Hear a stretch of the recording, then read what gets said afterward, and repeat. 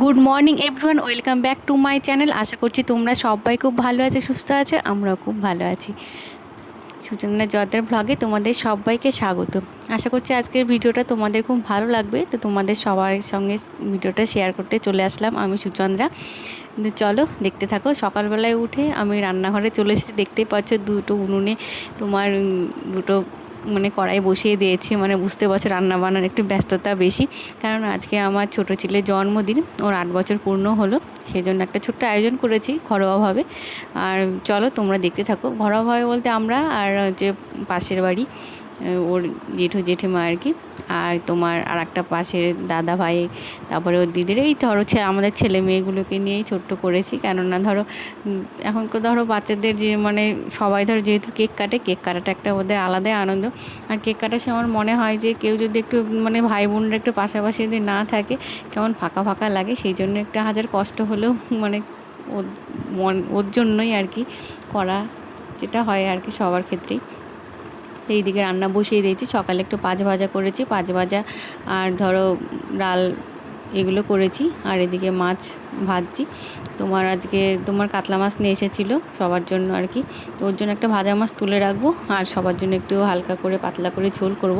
যেহেতু প্রচণ্ড গরম পড়েছে, রান্নাবান্না করাও যেমন কষ্টকর, সেই রান্নাবান্নাটা খাওয়াটাও কিন্তু আমার মনে হয় গরমের সময় সত্যি কষ্টকর। সেই জন্য একটু হালকা পাতলায় ঝোল করলাম, সবার যাতে সুবিধা হয়। আর যেহেতু বাচ্চারাই বেশি ছিল আমার নিমন্ত্রিততে, সেই জন্য ধরো ওদের জন্য। আর তাছাড়া আমরা ধরো ঝালটা একটু কম খাই, সেই কারণেই হালকা পাতলায় ঝোল করলাম। আর একটু চিকেন করেছিলাম, এখনকার ছেলেমেয়েরা দেখবে মাছটার থেকে চিকেন মটন এগুলোই বেশি পছন্দ করে। অনেকে হয়তো করে না, বেশিরভাগটাই মনে হয় যে করে। যাই হোক, আর এদিকে যে মাছটা ভেজে নিয়েছি, মাছটা রান্না করে তারপরে ভাবছি মাংসটা বাইরে উনুনে করবো। কেননা ধরো একটু ছোঁয়ানারে আমাদের আছে, সেই জন্য মাংসটা আবার রান্নাঘরে করলে সব কিছু আমাকে সরিয়ে মাংসটা করতে হবে, একটু অসুবিধা হয়ে যায়, জায়গা যেহেতু ছোট, সেই কারণে। আর তারপরে আমরা মাংসটা রান্না করবো। তো চলো দেখতে থাকো।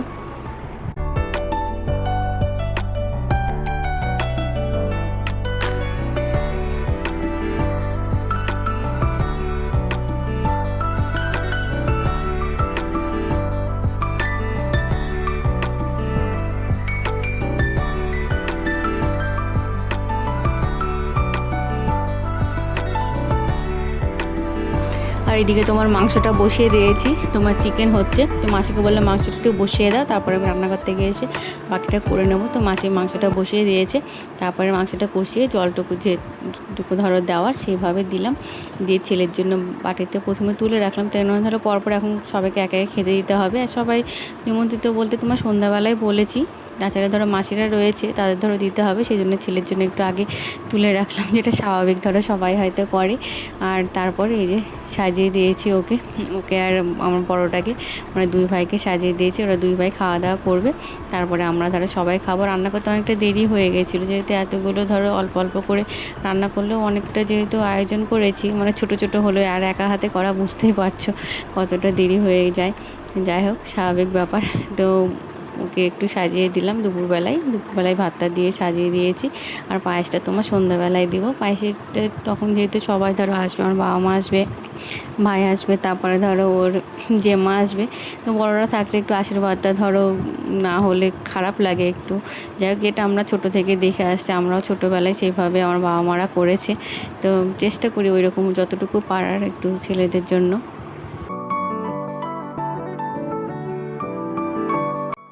তো দুপুরে সবার খাওয়া দাওয়ার পরে এখন সন্ধ্যাবেলায় দুই ছেলে মিলে গেছে কেক আনতে, ওর বাবার সঙ্গে। আর এদিকে ওর মামা চলে এসেছে, মামা এসে সব কিছু সাজাচ্ছে আর কি, ডেকোরেশন করছে বাগনের কেক কাটার জায়গাটা।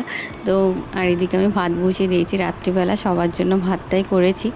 আর তরকারিটা দুপুরে করেছিলাম ধরো। তো এইদিকে ধরো কেকটা আসলে সবাই মিলে কেকটা কাটবে, জেম্মারা সব আসবে, তারপরে কেকটা কাটবে। আর আমি এদিকে একটু বসে আছি, ভিডিও করছি, আর বাবা কথা বলছে। আর এদিকে মা বসে আছে, এখনও কেউ আসেনি, তারপরে ধরো আসবে। তো এই যে চলে এসেছে কেক। আর জেম্মারা ওর বেটে, ওর একটা দাদা, তারপরে ওটা একটা বোন, আর এই যে পুচকেটা, আর এই যে পাশের বাড়ি আর একটা আমাদের ছেলে, জ্যাঠার ছেলেটা পাশে আর কি, সবই আশেপাশে। যাই হোক, ছোটরা যে ধরো সবাইকে পছন্দ করে, তাদের দিদির সঙ্গে সবসময় থাকে, সেই জন্য মানে ওদের না নিয়ে ও কিন্তু কোনো কিছু করতে চায় না। এটা আমার এক যা। আর একে একে সবাই ধান দুবড়ো দিচ্ছে, আর শাশুড়ি মাকে ওর বাবা নিয়ে এসে বসিয়ে দিল। তারপরে সবাই একে একে ধান দুবড়ো দিয়ে আশীর্বাদ করার পর আমরা রাত্রিবেলায় খাওয়া দাওয়া করব।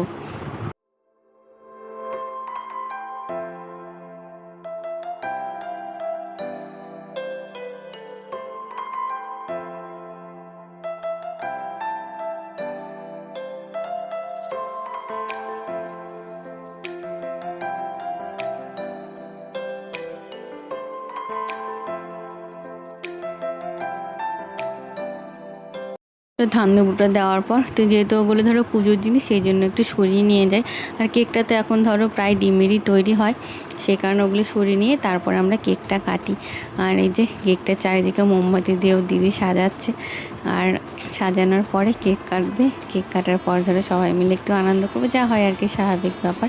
তারপরে চলো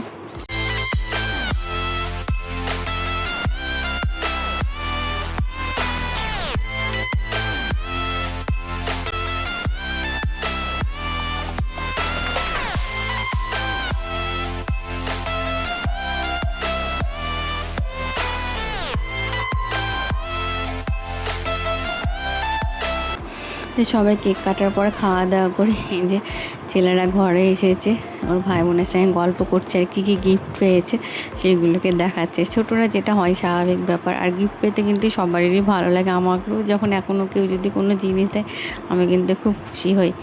যাই হোক, এটা স্বাভাবিক ব্যাপার। তারপরে সবারই খাওয়া দাওয়া হয়ে বাড়ি চলে গেছে, যেহেতু একটু দূরে বাড়ি।